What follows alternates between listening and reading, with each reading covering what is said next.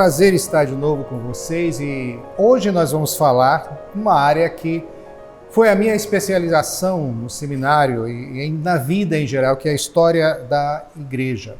E nós hoje vamos falar sobre a igreja nas pandemias. E tem gente que vai dizer, mas o quê?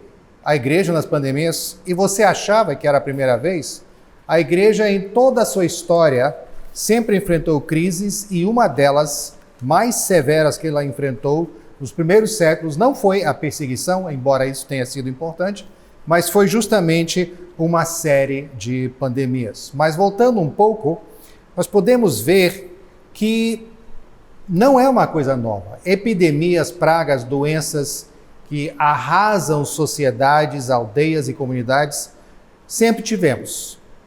É uma característica do ser humano que quando ele começa a viver em grupos, ele começa a ter problemas de doenças transmissíveis. Então, as pragas e pandemias acompanham a história da comunidade humana desde o início. Agora, é claro que hoje são muito mais sérios. As primeiras pandemias que nós realmente sabemos que foram de alcance, por exemplo, pelo menos nacional ou subnacional, foram no Império Romano e nos diversos impérios chineses. Também houve na Mesopotâmia, houve no Egito, houve na Índia, mas estas doenças aconteciam especialmente em aglomerações. Uma sociedade, um império começava, estabelecia a sua capital, juntava o pessoal, juntava falta de saneamento, juntava proximidade com grandes comunidades de animais domésticos que eram abatidos para o alimento, e nisso tudo você tinha a receita para uma pandemia. A Bíblia, inclusive, especialmente no Antigo Testamento, menciona pelo menos 61 vezes pragas, ou seja, doenças que afetam grandes áreas, surtos de doenças contagiosas. Um caso bem famoso é naquela situação quando Davi mandou Joabe tomar um censo de Israel, a ira de Deus foi acesa e houve essa mortandade de 70 mil homens em um dia. Então isso foi um surto, foi uma praga de algum tipo. Agora, isso se encontra em 2 Samuel 24 e 1 Crônicas 21. É relatado 2 vezes. Agora, geralmente essas pragas eram associadas com pecados da nação, pecados do grupo, mas nem sempre. Por exemplo, o famoso Salmo 91, que fala da peste que vem pela noite, ela vem, pode vir para o justo e para o injusto. Nem sempre a Bíblia diz que uma praga, uma doença desse tipo é resultado do pecado do ser humano. E é bem interessante que as primeiras regras que nós temos na Bíblia de distanciamento social, você já encontra logo no início, o livro de Levítico, no capítulo 13, e mostra essa prática de isolamento, distanciamento para quem tinha suspeita de lepra. É um capítulo inteiro em Levítico capítulo 13, e é interessante que ele não fala desta praga, desta doença, o que foi traduzido como lepra, não fala disso como resultado necessariamente de pecado, mas é uma coisa que acontece. Não há juízo de valor se a pessoa fez mal, se não fez. Neste caso, o sacerdote vai, examina a pessoa, examina se há uma progressão da doença e determina. E quando era a lepra, o que eles chamavam de lepra, a pessoa partia para o isolamento. Mas esse isolamento não era tão cruel como depois passou a ser. Depois os comentaristas pegaram e começaram a radicalizar, e você até vê em outros lugares do Antigo Testamento a situação sendo mais severa com eles até considerados culpados. Mas na lepra do livro de Levítico aparece a possibilidade de haver uma recuperação. Então, mas enquanto persistia a condição, a pessoa ficava isolada. Então, o isolamento social tem uma longa história também. Era uma prática e foi uma prática em muitas sociedades, e nós temos claras regras do jogo estabelecidas no livro de Levítico. Agora vamos pular para a vida, o ministério de Jesus. Quando você chega no Novo Testamento, você vê que Jesus veio, inclusive, ele tem uma grande compaixão para com os doentes. Você nota Jesus interagindo com os doentes, curando tudo que você pode imaginar. Nós temos hemorragias, nós temos paralisias, nós temos cegueira, nós temos lepra, nós temos uma série de coisas, até morte. Então Jesus tinha essa compaixão e essa identificação de chegar perto às pessoas doentes. Então ele curava uma grande variedade de males. Agora, Jesus também entendia que o pecado, aliás, a doença, não é necessariamente castigo pelo pecado. Em João 9, 2 e 3, quando os seus discípulos, olhando para um homem cego desde o nascimento, perguntaram: ele pecou ou foi os seus pais? E Jesus disse: nenhum dos dois, mas é uma chance de mostrar a glória de Deus. Então Jesus via que não necessariamente alguma doença era resultado de alguma ação má que a pessoa tinha feito, mas podia ser simplesmente algo que acontecia fruto de uma sociedade, de um planeta em rebeldia contra os planos de Deus. Quando Jesus se ofereceu como sacrifício, foi feito voluntariamente. Ele mesmo deixou bem claro: ninguém me obriga a isso. Eu vou para este caminho da morte voluntariamente. Se eu não quisesse, se eu não estivesse disposto, ninguém me obrigaria, porque eu teria milhares de anjos ao meu dispor. Então, esse sacrifício foi voluntário e foi em prol de pessoas, foi para nós, como pecadores. E a igreja logo começou a ver que este sacrifício voluntário era um exemplo a ser seguido, se necessário fosse. Então, essa ideia, Jesus falou: ninguém tem maior amor do que este, de dar a alguém a própria vida em favor dos seus amigos. Isso a gente vê em João 15, 14, e a igreja ilustrou e tem ilustrado durante quase 2000 anos. Nós já tivemos várias pessoas que fizeram isso, que deram a sua vida por outros. Então, a igreja ouviu essa atitude de Jesus e considerou como algo a ser seguido. E um dos primeiros momentos em que a igreja teve essa chance de colocar em prática essa atitude de solidariedade, de acompanhar, de estar com os doentes, veio na chamada Peste Antonina, no Império Romano. Foi de 165 anos depois de Cristo até o ano 180, 165 a 180. Não se preocupem, não durou 15 anos direto. Foi mais uma série de etapas. Provavelmente varíola. Nós não temos certeza, o pessoal fica debatendo, mas provavelmente foi uma varíola. Agora, quando a gente vê essa história, vocês vão ver, quando olhamos a história da nossa pandemia, do que está acontecendo agora com o coronavírus, vamos ver que a história se repete. Não há nada de novo debaixo do sol quando se trata de pandemia. Só há variedades, há diferenças, há técnicas que mudam, o trabalho de investigação, de detetive, para tentar prever o que o micróbio vai fazer depois, o que o vírus vai fazer, mas pandemias tendem a seguir certas regras do jogo, elas agem de acordo com certas formas. Então, essa primeira peste, uma das primeiras registradas no Império Romano, aconteceu num período de 15 anos, mas em etapas. Não era que era 15 anos direto, mas acontecia durante alguns meses, alguns anos. Depois teve um recrudescimento, mas isso foi anos depois.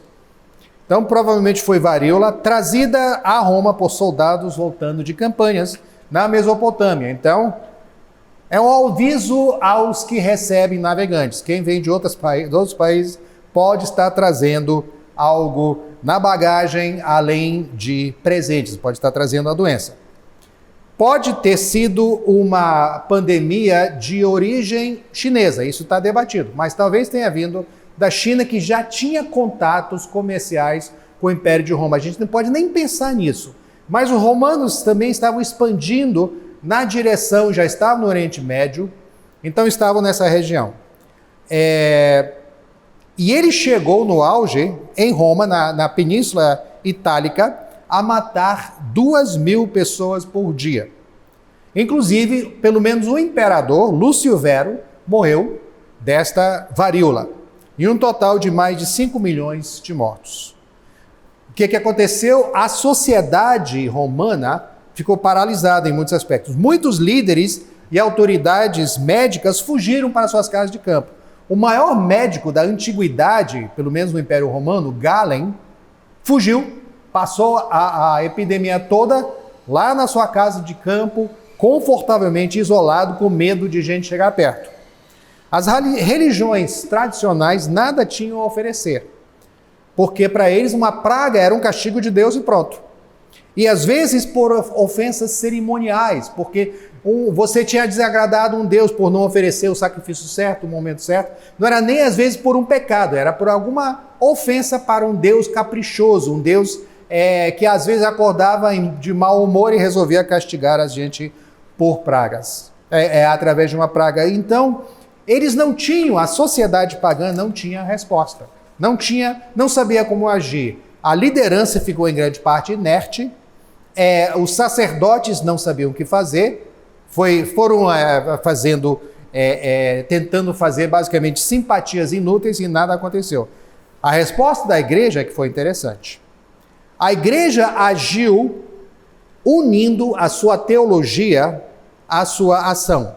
Ela não ficou só explicando, não ficou nas suas torres de marfim, não ficou falando só de teoria, mas foi para a luta. Eles entraram na situação. Então, a praga, esta doença, não foi vista como simplesmente um castigo, mas como um resultado de um mundo contaminado pela rebelião, um mundo que precisava ser resgatado, um mundo que Deus havia amado ao ponto de mandar o seu filho. E essa explicação dessa filosofia de que tudo tinha uma razão de ser, essa explicação foi acompanhada pelo cuidado dos cristãos com os doentes e mortos. Agora, mesmo se eles visitavam, acolhiam, alimentavam, davam líquidos, ajudavam a carregar e enterrar os mortos, mesmo com risco. Então, o interessante é que, mesmo não tendo antibióticos ou remédios modernos, nem nada, o cuidado, a alimentação e líquidos aumentam muito as chances de recuperação. Então, este cuidado, apesar de ser muito rudimentar, salvou a vida de milhares, porque se a pessoa vai morrer e você pelo menos fortalece o seu organismo e você dá líquido para ele, essa pessoa tem mais chance de sobreviver. Então, o resultado foi, e isso para uma igreja ainda na ilegalidade, a libertação da igreja, para ser uma igreja livre para praticar o seu culto, ia demorar mais uns 140 anos. Mas o resultado foi crescimento da igreja, através de conversões, e porque os cristãos cuidavam de todos os seus, cuidavam dos domésticos da fé. A vantagem de cuidar dos seus, eles sabiam onde moravam, sabiam os seus nomes, os conheciam de perto. Então, com isso, eles cuidavam não só dos pagãos, de outras pessoas, mas especialmente todos os seus. Nenhum cristão ficava abandonado. Então, o resultado, uma taxa maior de sobrevivência. Tinha mais cristãos sobrevivendo que pagãos. Então, eles cresceram não só através do evangelismo, através de pessoas pensando, poxa, esses cristãos têm uma coisa diferente. Não só através disso, mas também pelo fato de que mais deles sobreviviam. E também nós tivemos o estabelecimento da compaixão e amor ao próximo, mesmo com risco às suas próprias vidas, como marcos da igreja. Anos depois, o último imperador não cristão do Império Romano, Juliano o Apóstata, tentou sem sucesso reavivar a antiga religião pagã, trazer de volta, colocar os sacerdotes de volta nas suas posições e oficializar de novo o paganismo como religião. E uma coisa que ele tentou fazer foi botar os seus sacerdotes para cuidar também dos doentes, porque ele dizia aos sacerdotes pagãos: os galileus cuidam dos seus doentes e dos nossos. Vamos fazer isso. Eles não se interessavam. Isso não fazia parte da sua forma de ver o mundo, ajudar assim. Eles viviam de cerimônias, de taxas cobradas, etc. Então, disso nós podemos aprender o seguinte: vamos então sair do isolamento e correr para o abraço e sair e acolher as pessoas? Não, porque há peculiaridades em todas as pandemias. Nós somos guardadores dos nossos irmãos, como aconteceu com Caim. Ele disse: sou guardador do meu irmão? Era. Então, o nosso dever, nesse caso, de um vírus extremamente contagioso, é não expor os nossos irmãos neste dia dessa virose assintomática. Estamos lutando. O vírus Covid-19 é crente, é crentão. Ele gosta de ver gente junto. Se ele tivesse um hino dele, seria: aperta a mão do seu irmão e dê um abraço a ele. Ou ele é crentão, ele gosta de convívio, ele gosta de estar junto. É assim que o vírus se espalha, ele é crente. Temos que ter cuidado com ele. Então nós precisamos evitar agrupamentos assim, por causa do nosso, que quer ser o nosso irmão, mas é o irmão que vai levar muitos à morte. E já que você não sabe se você tem a doença ou não, você só sabe que você não tem a doença quando receber aquela declaração, aquele resultado naquele momento. E um dia depois você pode estar contaminado e contaminando alguns dias depois outros. Então, cuidado com esse falso crente que é o coronavírus. Devemos evitar a proximidade física. E vamos aprender porque até agora há exceções, mas, por exemplo, eu não vou falar dos países mais falados em termos de sucesso ou não, mas Coreia trata muito bem dos seus doentes, mas mantém-os isolados. Singapura também. E estão conseguindo controlar. E dois países que estão tendo enormes problemas, não são os que vocês estão pensando: Suécia e Holanda. Países super desenvolvidos, mas que até agora resolveram botar as quarentenas só depois. Agora estão começando. E o resultado: Suécia lidera os países da Escandinávia. Suécia, que tem uma população 10 vezes menor do que o Brasil, tem quase o mesmo número de casos. E tem de longe o maior número de mortes, e a Holanda está tentando agora reverter. Então, precisamos, isolamento é difícil, mas precisamos fazer isso. Precisamos também saber sobre as doenças. Enquanto nós não sabemos, não vamos nos arriscar. Vai vir mais informação, mas vamos ter que ter cuidado. E se nós somos a favor da vida, e os cristãos têm se destacado nesse lugar, a questão do aborto e tal, se nós somos a favor da vida, não podemos sacrificar pessoas com argumentos utilitários. Alguns vão morrer, temos que deixar esse pessoal morrer. Isso, inclusive, é a discussão quase darwinista, darwinismo social. Se deixar morrer um bocado de velho, a economia vai ficar fortalecida porque não precisamos gastar dinheiro com eles. Isso é argumento de alguns empresários que estão sussurrando no ouvido de pessoas. É argumento de empresário. Bora, a gente vai sair mais barato. Deixa essa velharada morrer.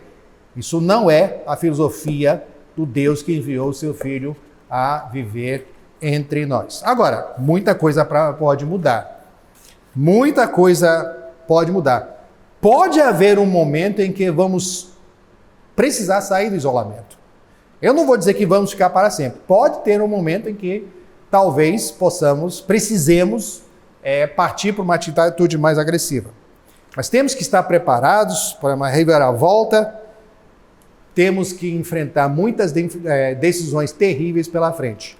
Mas que Deus dê à sua igreja sabedoria e, por enquanto, vamos seguir as orientações que a gente está recebendo da OMS e outros, do nosso ministro de Saúde, e vamos lembrar que, mesmo distanciados, podemos e devemos amar as pessoas, especialmente essas pessoas dos grupos de maior risco. Só que nós não podemos amar essas pessoas abraçando-as. E já que você não sabe se você tem o vírus ou não, mantenha-se distante o máximo possível. Outras decisões virão pela frente que teremos que tomar, mas por enquanto é o que nós temos e que podemos aprender com a igreja que aplicou as palavras de Cristo, de que ninguém tem maior amor do que dar a sua vida por aqueles outros. Amém.